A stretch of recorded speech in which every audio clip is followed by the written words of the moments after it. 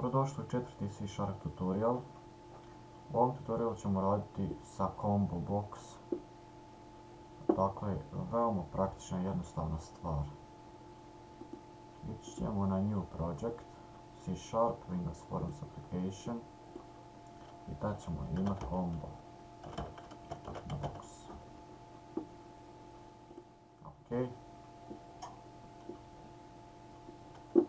Dakle, ubacit ćemo jedan button.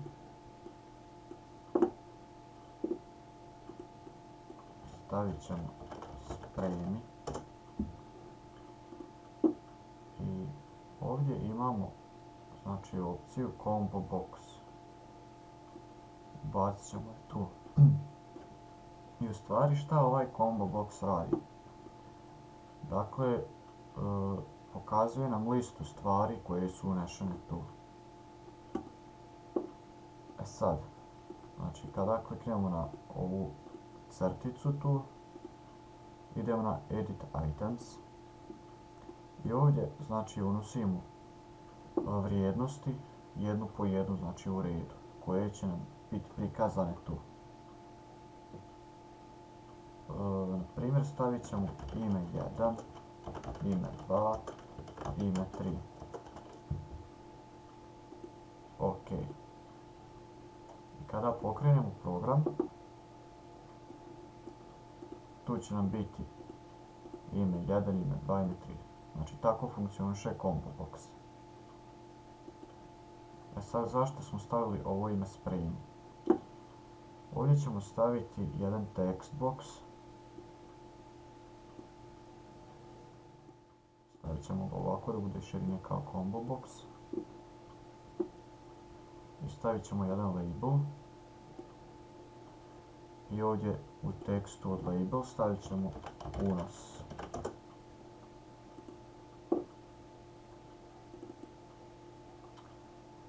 Ovdje ćemo napisati jednu jednostavnu naredbu. Combo box 1 dot items dot add i u zagradi ćemo staviti text box 1 text i naravno tačka zarez.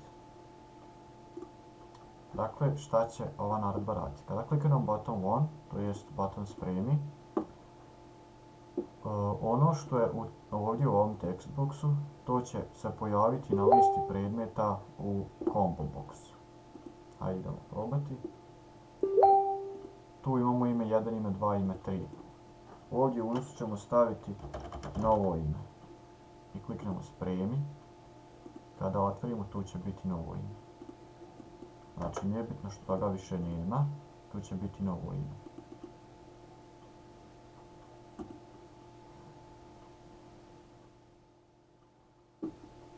Imamo još nekih naredbi.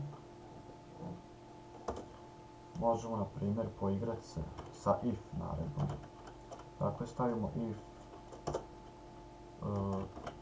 combo box 1 dot text jednako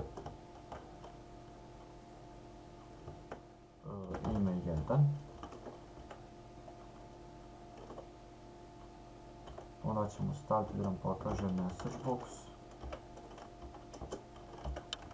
show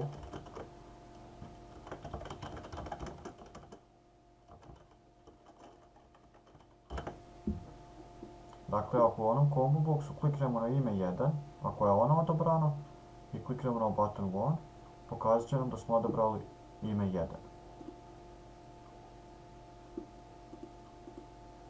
Uzmemo ime 1, odabrali ste ime 1.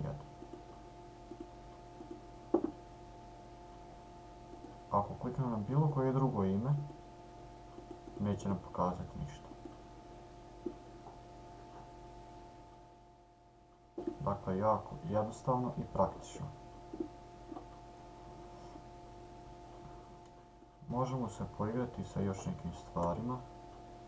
Na primjer, da nam u message boxu pokaže koliko ima tačno stavki u combo boxu. To se uradi s jednostavnom naredbom message box dot show combo box 1 dot items dot count to string, dakle. I trebamo tu dodati zagradu i tačka zarez. Znači pokazat će nam broj svih stavki u combo box 1. A ovo je prvi put da vidite ovdje, znači tu string.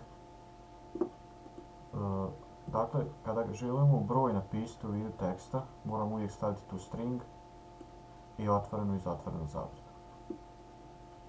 Znači, stavili smo tu string iz razloga jer ćemo u message boxu pisati brojeve.